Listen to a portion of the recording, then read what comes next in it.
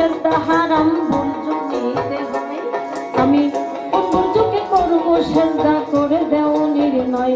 এবার যদি বলো করো সেজদা মানুষ গুরুর পায়ে, এই মানুষ কি ওই মানুষে সেজদা করা যায়? যদি বলো করো সেজদা মানুষ গুরুর পায়ে, বাবা এই মানুষ কি ওই মানুষে সেজদা করা যায়?